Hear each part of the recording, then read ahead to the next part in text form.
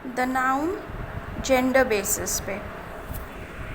Hello friends, good evening. हम लोग English grammar में क्लास 9 आज करने जा रहे हैं। 9th क्लास है। इसमें हम जेंडर और नाउन जेंडर के बेसिस पे देखेंगे। और इससे पहले हम लोगों ने नाउन काउंटेबल अनकाउंटेबल किया था, उसमें एक्सरसाइज भी की थी। तो चलिए करते हैं आज के क्वेश्चंस। कॉन्सेप्ट ये एक्सरसाइज है, ये वाली एक्सरसाइज आप लोगों ने की थी जिसमें मैंने बताया था कि collective noun, abstract noun, countable noun. अब इसके बाद एक एक्सरसाइज ये है, write the collective noun use to describe a number of. तो कैटल का कलेक्टिव नाउन हर्ड होता है, सोल्जर्स का कलेक्टिव नाउन आर्मी होता है, सेलर्स का कलेक्टिव नाउन क्रू होता है। आपको स्क्रीन पे दिख भी रहा होगा। लेज़ी का, अब हमें इसमें क्या करना है, हमें क्वालिटीज़ लिखनी है that belong to boys who are lazy, laziness, cruel, cruelty, brave, bravery, foolish, foolishness. ये एक्सरसाइज आपको मैं दिखा देती हूँ, ये आप लोग अपने आप अटेम्प्ट करिएगा। फिर जिन्हें जानना हो वो मुझसे कमेंट सेक्शन में पूछ सकते हैं। Form the abstract noun from the following adjective. आपको एब्स्ट्रैक्ट नाउन बनाना है, लॉन्ग का लॉन्गनेस, स्ट्रॉन्ग का स्ट्रॉन्गनेस, ऐसे करके आपको बनाना है। ये क्वेश्चंस हैं आपके। अब हम लोग आ जाते हैं हमारे आज के टॉपिक पे, नाउन जेंडर।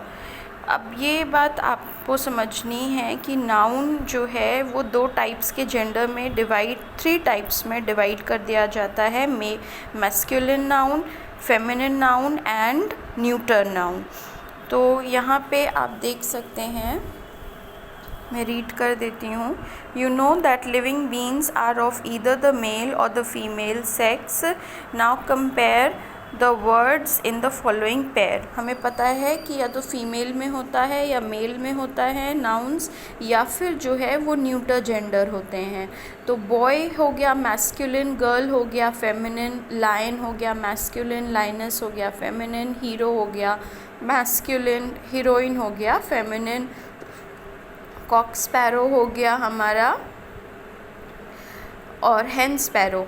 अब व्हाट डू यू नोटिस, हमने इसमें क्या देखा, या तो मेल एनिमल्स के बारे में बात हो रही है या फीमेल एनिमल्स के बारे में बात हो रही है। तो जहाँ पे बॉय है, लायन है, हीरो है, कॉक स्पैरो है, ये मैस्कुलिन जेंडर है। और जहाँ पे हमारा गर्ल है, लायनेस है, हीरोइन है, हेन स्पैरो है, ये फेमिनिन जेंडर है। अब कई बार ऐसा होता है कि कुछ वर्ड्स ऐसे होते हैं जिसको हम कॉमन जेंडर का नाम दे देते हैं। ध्यान रखिएगा, common gender and neuter gender ये दोनों डिफरेंट हैं। कॉमन जेंडर ऐसा होता है जो मैस्कुलिन और फेमिनिन दोनों के लिए अप्लाई होता है। फॉर एग्ज़ाम्पल आप वर्ड देखेंगे पेरेंट, तो पेरेंट मदर को भी कहते हैं, फादर को भी कहते हैं, इसलिए पेरेंट जो है वो हमारा कॉमन जेंडर है। तो आपको मैस्कुलिन और फेमिनिन जेंडर समझ में आ गया नाउन का। बॉय बोलेंगे तो मैस्कुलिन जेंडर नाउन है, गर्ल बोलेंगे तो फेमिनिन जेंडर नाउन है।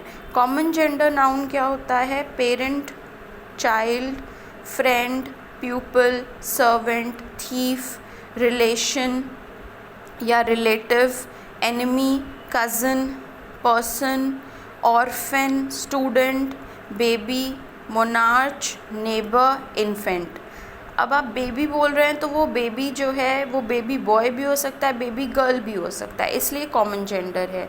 अब आप बोलेंगे कि सर्वेंट है, तो सर्वेंट फीमेल भी हो सकती है, मेल भी हो सकता है, इसलिए कॉमन जेंडर है। थीफ, चोर जो है वो लड़की भी हो सकती है, लड़का भी हो सकता है, मैस्कुलिन भी फेमिनिन भी, इसलिए कॉमन जेंडर है। तो ये सारे वर्ड्स एग्जाम्पल हैं, और भी वर्ड्स ऐसे होते हैं जो कॉमन जेंडर हैं। अब आ जाते हैं, हम लोग समझते हैं न्यूटर जेंडर। न्यूटर जेंडर क्या है, a noun that denotes a thing that is neither male nor female. Things without life is said to be of neuter gender.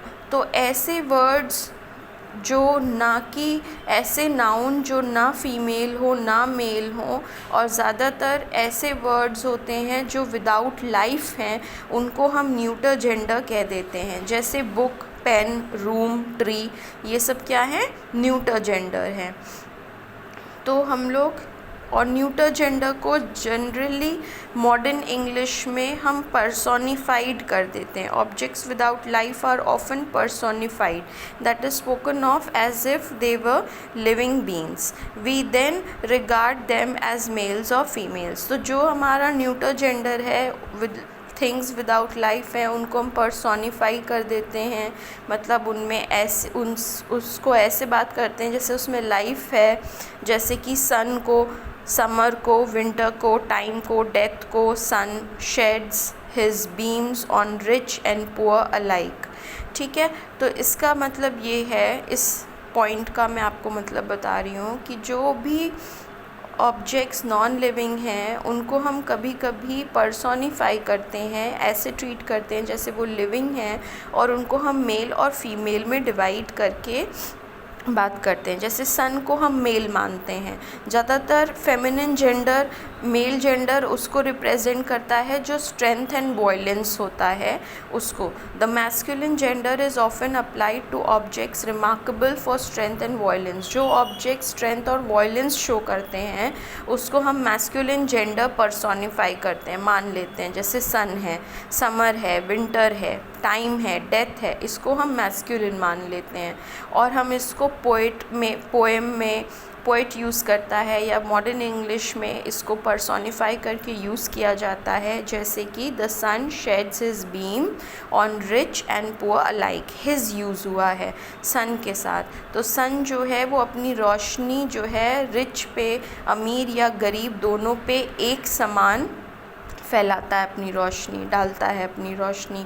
तो इसको हम मेल की तरह यूज़ कर रहे हैं. फेमिनिन जेंडर हम उन ऑब्जेक्ट्स के लिए यूज़ कर लेते हैं जो ब्यूटी, जेंटलनेस, ग्रेसफुलनेस को रिप्रेजेंट करती है. जैसे द मून, द अर्थ, हम बोलते हैं धरती माँ. तो धरती लिविंग तो है नहीं, लेकिन हम फिर भी उन्हें धरती माँ बोलते हैं, फीमेल मानते हैं. क्यों? क्योंकि वो हमें नर्चर करती हैं, पोषण देती हैं, फ्रूट्स देती हैं, ये सारी चीज़ें. तो ग्रेसफुलनेस, जेंटलनेस, ब्यूटी, स्प्रिंग है, ऑटम है, नेचर है, लिबर्टी है, जस्टिस, मर्सी,